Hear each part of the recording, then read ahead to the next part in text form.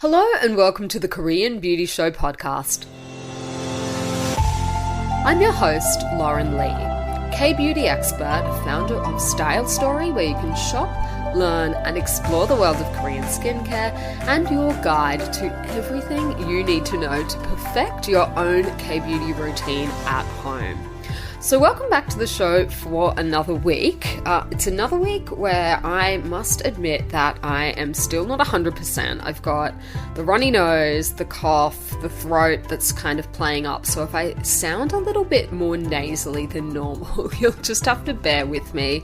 I don't know what is going around at the moment, but so many people that I'm speaking to all around the world actually are telling me that they're sick as well. So look, I think it's something in the air still from, all these years of people in masks and trying to prevent getting COVID and whatnot. And now I think just the regular old cold and flu are obviously back in force. So you will have to forgive me. I don't sound as clear probably as normal. And that's because I don't feel as clear as normal. I feel quite congested and a little bit gross, but I am definitely keen to jump into some news headlines and see what is going on at the moment. And one of the things that I myself have noticed, and I wasn't surprised to see in the news, that obviously there are a lot more tourists back in Korea, visiting Korea again. And we spoke throughout the pandemic quite a few times about the impact of the lack of tourists on the industry, on certain places in Seoul. Probably the hardest hit area, I think, was Myeongdong, and that is mainly because it is such a huge tourist trap is probably the wrong word for it, but it kind of is. Myeongdong is an area in the middle of Seoul, and it is really at this point completely set up for tourists. Very few Koreans head out there for a day of shopping. Very few people that live here would head out there for a day of shopping, but it is a great place to take people that are visiting. It's a very, easily accessible place for a lot of tourists, and a lot of people will usually have that on their list as a place to visit. Now, the reason why normal people don't tend to hang out there much, apart from the fact that it's always super crowded, is that it really is set up for tourists. It's set up for people that are doing bulk shopping and all of those kind of things. I'll never forget one time I went in there. I was working, my office used to be in the area, and I was working in there and popped into one of the stores during my lunch break, and I literally just wanted to buy a couple of sheet masks, and it was impossible to buy them in anything other than packs of like 10, all sort of grouped together. Like a lot of the time they'll sell them in packs of 100. So that's the kind of shops and things like that that have popped up in that area, are really specifically to serve tourists. So it's not to say that if you walk down one of the streets in Myeongdong you won't see any Koreans. Like it's not that extreme, but the majority of people that hang out there are tourists. So obviously when the flights stopped and there were no tourists in the middle of the pandemic, that was one of the areas that was really badly affected, and it was pretty much a ghost town for a couple of years. A lot of the stores shut down. The big tenants moved out of the area. But tourism is back.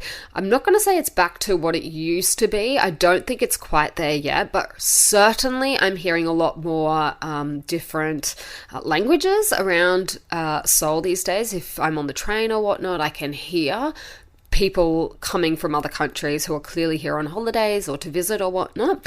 So that made the news this week. A lot of the Chinese and the Japanese tourists who are visiting Korea are shopping for cosmetics and perfume. So the Korea Chamber of Commerce and Industry conducted a survey of 400 foreign visitors to Korea, and what they found was that depending on where they come from, they're here for a reason and they're shopping for certain reasons. So 76% of Chinese tourists said that they spent money on cosmetics and perfume. So the majority of Chinese tourists. But in terms of what other people from other countries were shopping for, it really did vary. So the Chinese tourists love their cosmetics and perfume. Japanese tourists apparently had a high proportion of food products that they were after, 41.9%, whereas cosmetics for the Japanese was only at 32.4%, whereas American tourists 43% of them, 43.4% of them said that they bought clothing and leather. So a really big difference depending on where the tourists are coming from. In terms of their average shopping spend, people from Asian countries in general spent a lot more than people coming from America and Europe. The biggest was a Chinese tourist who spent $1,500. So big variation in how much people are spending depending on where they're coming from as well.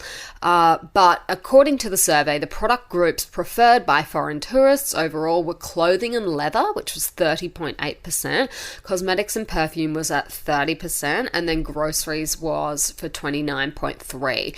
And they conducted the survey at lots of different tourist destinations, I guess you could say. Myeongdong obviously was one of them. Gimpo Airport was another one, Hongdae, and then at Gongdeok Station. So Gongdeok is a pretty big interchange in Seoul because there's lots of different subway lines that connect there, and it's also a stop on the Railroad Express as well. So that's a good place to ask people, I would definitely say. I know I've dropped my mum at Gongdeok Station before to catch the airport train out to the airport. So that's a pretty popular place for tourists as well.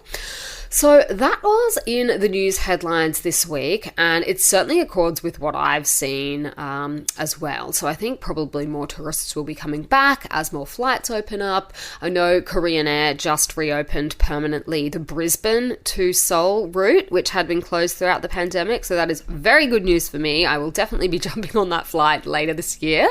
And I think similarly, a lot of other routes that had been closed are opening up again as well. So a good time to visit Korea if you are thinking that you might, want to visit one day. Things are getting back to normal here is, I guess, the key thing to know. Now, on to our question of the week, and one of our listeners asked me on Instagram. She said, I'd love to gift my mum some Korean skincare. She's in her 60s. Do you have any recommendations? And of course, I definitely do have recommendations, but I wanted to sanity check my recommendations. I can obviously recommend things based on, the popular sellers on our website and the products that people of that age group tell me they love, but I wanted to sanity check this with my own mom because she is also in her 60s. So I thought that would be a good way to do it. So I've pulled some stats and results. Our best sellers for this age group on stylestory.com.au are Applebee's Collagen Peptide Moisture Cream and the Collagen Propolis Eye Cream. They are very popular products. People in that age group absolutely love them. They rave about them and they tend to repurchase them as well. So those are two very popular options if either of those sound like something your mum would like. Now, my mum's personal favorites are Jellicoe's Dewy Glaze Toner and the Subi Powder Cleanser. My mum is also a big powder cleanser girl, I guess you could say. She basically, ever since we discovered them years ago, she has only ever used powder cleansers, so she also really loves them as well. And we've definitely had good feedback on that powder cleanser as well from mature aged customers who really enjoy that. So she's definitely not alone there. I think in general, I don't think you can go wrong with either Solwa Su or the History of Who as gifts either for people with skin in their 60s. They're very beautiful. They're beautifully packaged. They look like the kind of things that you would like to receive as gifts. The only downside, I guess, if you could say, is that they are quite pricey. And particularly if you're talking about gifting full-size products, then, that can run you into the hundreds of dollars very easily. So that would be one downside. We do have a Solwa Su gift set with some deluxe minis on the Style Story website. That is a very good option. It comes in its own box, so it definitely looks like it's supposed to be a gift, but it's under $100. So So if you are after something, $100 AUD too, so a lot less in USD. So if you're after something like that, I could recommend a deluxe mini version, but otherwise the full-size products, they're not cheap. They're not cheap here in Korea either. So, for context, they are more pricey products, but they are the kind of things that people do tend to gift people. And you'll often see people stocking up on things like that when they're in the duty-free stores in the airport, because they are very nice gifts to take back for people as like a memento of your time in Korea. So we've got both of those brands, select products from both of those brands on our website as well, if you're looking for them. And I guess now would be a great time to mention, if you are gift shopping for mum, Mother's Day is coming up soon, and we are still running our buy one, get one free promotion for Mother's Day for our Jelly Coat Cherry Blossom sleeping mask. So if you would like to pick up one of those for yourself and one for mum, the second one will be on us. So all you need to do to redeem the offer is go onto the product page, scroll down a tiny little bit, and you'll see a present or a gift icon, and it will say buy one, get one free for Mother's Day. If you click on that, it will add the offer into your shopping cart so that you can just check out with it. That's all you need to do. There's no coupon codes. We've had a couple of people emailing us asking for the code. There is no code. All you need to do is click on the gift icon, and then both of the products will be added to your cart. Just make sure that there are 2 in there before you check out. And yeah, happy Mother's Day to all the mums and to all the people that would like to pick up a mask for themselves at the same time. All right, now let's take a look at some new K-beauty products. We've got some new things on the website. So first up, and this was very requested, was the Mary and May's Vegan Blackberry Complex Cream Essence. So if you have been on Instagram, you might have seen this one. It is a very interesting looking product because it's got this, the blueberry color, I guess you could say, and a cream in it as well. And it does actually contain blueberry, it's got blue lotus water, it's got jojoba seed oil, Centella asiatica, ceramide NP, lots of lovely ingredients in there. It's one of these ones that you shake up and then pour onto a cotton pad to use. If you're a fan of products like Laneige's Cream Skin, you will probably like this as well. Very similar functionality for this product as well. Now, the other thing that I have a feeling may also be a good option for people looking for Mother's Day gifts is KOELF's Rose Petal foot mask. Now, this is not one of the peeling style foot masks. This is one of the moisturizing ones. So if you've seen the peeling style ones, they're the ones that have like little mask booties that you put onto your feet, and then 3 to 5 days later your feet start peeling like crazy. This is not that type of mask. It looks the same, but what they do is they actually just help with dehydrated legs, and anytime your legs like really dry out and they have a bit more dead skin on them, this basically just nourishes them and it gives them a lot of hydration. And you might think, oh, that probably doesn't do as much as the peeling ones. You would be surprised how much better the feet look after you take off these masks. Don't underestimate it. And if you don't have time in your schedule to deal with the whole peeling situation, because you kind of need a week where you're happy for your feet to just be in socks if you're going to do those. If you don't have that kind of time up your sleeve but you do have dry feet, try these. They're beautiful. They are basically shaped like a sock, and you just put them on. I normally put them on while I'm wearing TV. What? Watching TV. Watching TV. I can put my feet up, for like an hour at night after I've done everything, after I've cleaned up from dinner, all of those kind of things, like 9 o'clock at night, sitting down, watching some TV. Pop one of these on, and honestly, your feet will feel a lot better and they'll look better as well. And these ones come with a really nice rose petal floral, let's call it floral design on the mask as well. So these would make a really nice gift, cheap and cheerful, and they actually work. So I can highly recommend these ones. Now, we have had an influx of new reviews, product reviews on the website. And literally all of the ones that I'm going to read out today were repurchases, people repurchasing for like the third or fourth time.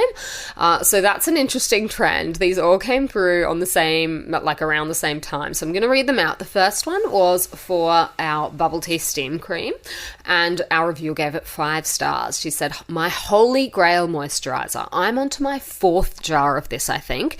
It's absolutely my holy grail moisturizer. I've got combination skin and tend to go lighter on application in the morning and heavier at night, and it works an absolute treat. I wake up with clear, super soft skin. I recently got sucked into buying a moisturizer from a non-K-beauty brand, and my skin did not react well to it. Well past what I had hoped was just initial purging. Shame on me. So I ran straight back to this cream, and within a single application, my skin was so much less inflamed. It really is fantastic. Highly recommend. I won't be straying again." Thank you very much for sharing your review, and glad to hear that this was able to sort that situation out. There's nothing worse, is there, than venturing out and going, "Why did I do that?" I do the same thing, so I speak from experience. Our second reviewer was reviewing Subi's Bare Skin Balm, and she also left a 5-star review for this. She said, "Best cleanser. I again recommend the purchase of Subi's Bare Skin Balm. It's the 4th time I bought it, and I cannot get enough of it. It melts on my skin, and after cleansing I feel fresh and I don't have the feeling of makeup residue." So thank you very much for sharing that review. And the third one was from another customer, a different customer, for Subi's powder cleanser. She left a 5-star review for this, and she said, "It's the best cleanser I've ever used. Lovely foamy cleanser. Just bought my 3rd bottle, nearly ran out." So short and sharp, but thank you very much for sharing your thoughts with us. For everyone that has shared their reviews. Now, don't forget, we do give you points every time you share reviews on our website. They're automatic. They will be credited to your account. And if you'd like to redeem them, all you need to do is visit your rewards points wallet. You'll probably have a few different discounts in there if you've shopped with us before.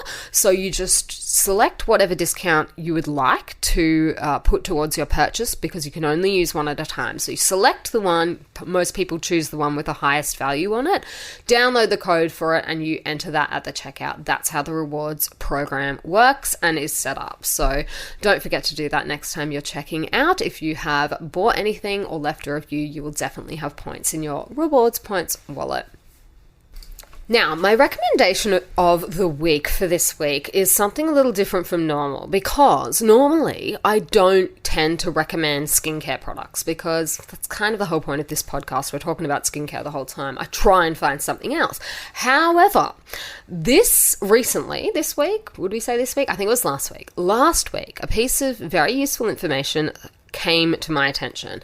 A lot of people at the moment are in love with the Rare Beauty lip oil from Selena Gomez's Rare Beauty line, and it came to my attention that Miss Gomez is actually making these products right here in Korea. So that sort of led me to take a closer look at it, because I'd seen it on Instagram but hadn't paid a whole lot of attention, just because it's not actually available for sale here, I think, in Sephora, whereas it is overseas. So I kind of clocked it and moved straight on. But as I've looked at it, I have realized that it's actually very similar. So she calls it a lip oil, but I don't know that there's anything necessarily oily about the formula. And there are quite a lot of other products that perform, if not the same, then quite similarly. It is quite a Korean style of lip tint product. So if you are in the market for something like this, maybe you can't get your hands on these products as easily as you would like to, either because you live in a country where it's not sold or they are sold out in your country, then I would strongly recommend having a look into some K-beauty options. Now, the really, really popular ones over here that have been trending for a while that I actually think are quite similar are the Romand ones. So Romand has lots of different variations foundations, the really popular one is the Juicy Lasting Tint, and this is one that I myself have used for years. My favorite color is Fig, but they come in lots of different colors. You will be able to find a color that you like. If you cannot get your hands on the Rare Beauty product, then that would be a good one to look into, I would suggest. Now, I'm not saying it's a dupe, I'm not saying it's exactly the same, but I am saying that very similar in style to a lot of the products that are trending here at the moment, and hers is also made in Korea. So, you know, in terms of like the manufacturers that there are in the market, I think that you will be happy or pleasantly surprised with some of the Korean versions. If you haven't already tried one of them, I would recommend it. That is my recommendation for this week. I hope you have enjoyed today's episode, and if you have, I would love a rating and a review, and feel free to share the podcast with anyone else that you know who might be interested in picking up some new tips and tricks from this side of the world. You know, we do things a little bit differently in K-Beauty. We do things our own way, but there are a lot of global beauty brands that are, you know, manufacturing products here at the moment, like Rare Beauty, and just a lot of people, I guess, picking up tips and tricks from here as well to incorporate into their own routine. So if you have someone like that in your circle that, you know, isn't big into K-Beauty, but you think they could, you know, find some of this information useful, I would love for you to share the show with them. Until next time, I will see you on Style Story.